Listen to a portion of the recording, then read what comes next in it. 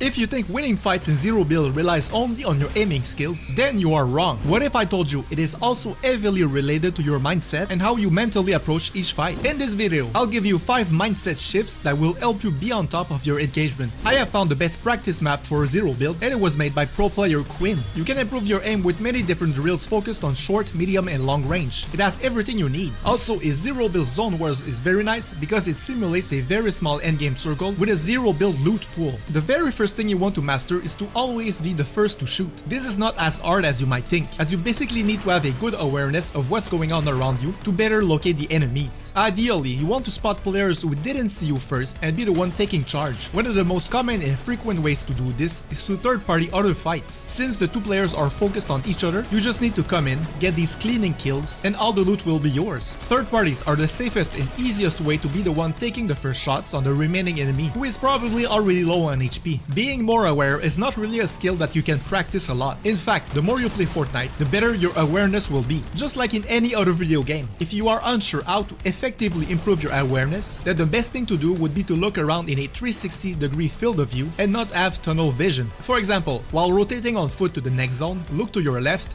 then to your right, and also behind you a few times. Just don't be the guy only focusing on what's in front of him. Another easy method to help you master this tip is to be aware of the gunshot logos appearing on the screen. These will lead you to the direction of a battle happening nearby. Try to stay stealthy as much as you can and strike when it's the right moment to do so. Of course, for this to happen, you'll need to activate the visual audio setting. By being the one shooting first, you're setting the tempo of the fight. If you manage to land the first shots too, then you already have a great advantage. Typically, your opponent will either try to escape or shoot back at you. If it's the second option, then let's hope you are behind cover already or close to one. This will either make you unseen by your target or protect you against his attack. I cannot stress enough how important it is to shoot first in any fight to help you win more fights in Zero Build. So start implementing this right now in your gameplay. Another OP trick is simply to be confident. This, combined with the fact that you are the first one shooting, is a very deadly combo. If you are confident while engaging in the fight first, you'll put even more pressure on your opponent. Think about this. When you get shot by a player and you see him shockwaving towards you, aren't you a bit scared? It's pretty intimidating to be forced to fight while you were not ready in the first place, and even more demoralizing seeing that you lost all your shields very quickly. What I just described happens to me all the time in Zero Build rank. I get shot, I then try to escape, and I hear my opponent landing right next to me. The majority of the time, I get destroyed quite fast, and usually, I see that it was done by an Unreal player. When we think about an Unreal player, we think of a confident and greatly skilled Fortnite player. On the opposite, when I face off against a player who was hiding in a bush, their ranks are typically platinum or gold. I'm not trying to offend anyone by saying this, but it's obvious that your level of confidence is strongly tied to your skill level in the game. If you play more public matches, then this is the perfect scenario to get more aggressive in your engagements. Don't forget that you're losing nothing if you lose in pubs. It's not like playing in ranked where your final placement is very important and you can sometimes lose points. Generally, to get into a confident mood, I will land at crowded POIs in public matches, like Grimgate for instance. It's fair to say that it feels as hot as Tilted Towers used to be. You'll be put in multiple fights very quickly and will practice a lot of skills, like increasing your awareness, third partying, and fighting while not being fully shielded and healed. Also, the best players in the lobby are not landing on the edge of the circle, they're going to Grimgate. This means we'll face off against the best of the best from the get-go. If you manage to kill a few of them, then it's always a great feeling to get. This confidence booster can easily translate to more fights won and a victory royale at the end. Because staying at 100-100 is vital, the third mindset shift is to think as if you're not allowed to lose any HP. It's actually a great idea to give yourself some challenges to achieve for every fight you do. This way, you'll be more motivated for success and therefore will also increase your confidence level. The challenge that I give myself very often is to win a fight and still be at 100 HP afterward. I would say it happens a lot when I play in pubs, but not so much while playing ranked. Of course, you can make it more difficult by saying that you can't lose any of your 100 shields. Keep in mind that if you make it too difficult, then you won't really help yourself. Find a balance between something too easy and too hard to accomplish. While having these challenges in play, you'll unconsciously focus on them. It's a great habit to have to preserve your health as much as possible. You can still remain in great shape for any upcoming third parties. To help me achieve this, I try to create fights where there are a lot of natural pieces of cover. For example, fighting inside a building would be the perfect scenario for this. On the other hand, if it's a very open area, I will definitely not put myself in a spot where I'm fully exposed. So in that case, I would tend to rotate towards pieces of cover before engaging. One way to compare this is by giving yourself the challenge of scoring 1 goal in hockey for your upcoming game. If you succeed, you will be able able to treat yourself with an ice cream cone. The principle is simple here. Choose a reward you can get from achieving your challenge. If you don't score, then no ice cream for you. Another way to challenge myself is to reach at least 40% accuracy every game. I know my aim could use some tweaking, so why not slowly improve it by making sure I don't overshoot or that I fire only when my crosshair is on target. By doing this repeatedly, I've noticed that if I play a long stretch of games without taking a break, my accuracy percentage tends to get lower over time. I've realized I'm doing much better if I take a break every 6 or 8 games in a row. It doesn't have to be a long break though, 5 or 10 minutes will be enough. Then after coming back, I've noticed I'm handling my controller in a more relaxed way, which improves my aim too.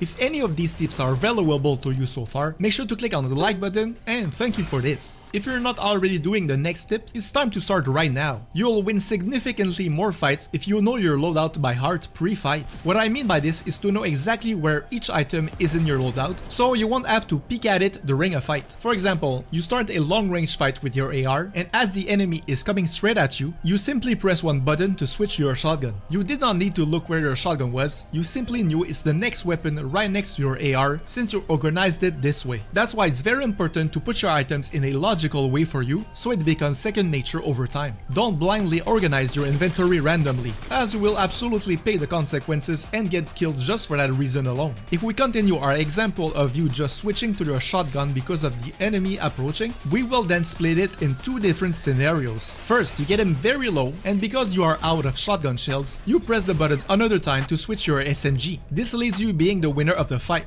All this segment took only 2 presses of a button, the right trigger if you play on a controller, while not looking at your loadout, and that's because you know your inventory by heart. Now, let's say the second scenario puts you in a very tough spot and your next move is to flee. You remember that your shockwaves are located to the left of your AR, so you quickly press the left trigger twice to get to these. The rest is history. You shockwave away. You didn't win the fight, but at least you survived. More often than not, winning a fight can come down to a fraction of a second. So if you have to look exactly where each of your loadout items is placed, then you will lose valuable time by doing so, and as a result, may get sent back to the lobby. Personally, the way I organize my loadout is like this. My first slot is generally reserved for a utility item like bunkers, shockwaves, and sometimes a healing item. Then my second slot is always reserved for my AR. On rare occasions, if I don't have any AR, I put the sniper there. My shotgun will always be placed in the third slot with no exception. I will add a spray weapon like an SMG in the fourth slot. Finally, I place any heals in the fifth slot. At this point, because I've played with this setup for years, it's not even hard to remember where everything is. I know it's even easier to do this while playing on mouse and keyboard, but since I play on controller, I need consistency in organizing my inventory. The fifth tip is a simple rule of thumb to apply when you're fighting. If you wonder if you should stay in the fight or on the opposite, escape from it, then the main thing to look at is if your enemy was cracked or not. By the way, being cracked simply means that you lost all your shields and the only thing keeping you alive now is your health points. You can notice the cracked state in 2 different ways. First, you will hear a cracking sound loudly when you shoot at your target, as one of your bullets will crack the last remaining shield. Also, when you start seeing white numbers appearing when you do damage, that means the enemy is cracked because white numbers are the ones tied to the HP bar. The blue numbers you typically see at the start of any fight refer to the shields progressively getting lower with your hits. So the rule says that if you cracked your enemy, then you absolutely need to stay in the fight and keep pressuring him. If he tries to run away, then you absolutely need to start pursuing him. The opposite is also true. If you were cracked and only see your HP bar getting lower, then you have to escape as quickly as possible. Repositioning somewhere else can potentially make you replenish your shields and also help you survive the fight. If you get lucky, you can also make your enemy lose track of you. It's a pretty simple rule to follow, as it is determined by a very clear signal that makes your decision making easier. It's worth mentioning that it's better to make an aggressive push towards the enemy, meaning that you didn't take any damage or just some of it. The issue with pushing someone before he is cracked is that you're taking a big gamble. Nothing guarantees that you'll get the elimination. Indeed, your enemy can heal back up to full shields, and suddenly the odds all shift in his favor. When you push with him having only his HP left, not only will shielding up take him more time, but if you don't give any time to do so, your odds of winning are very high. Out of all 5 tips I just told you, which one are you gonna try or start implementing? Let me know in the comment section. By the way, I'm sure you will like watching this video you see on screen that gives you 10 things you should avoid doing in a zero build fight. See you in this next one.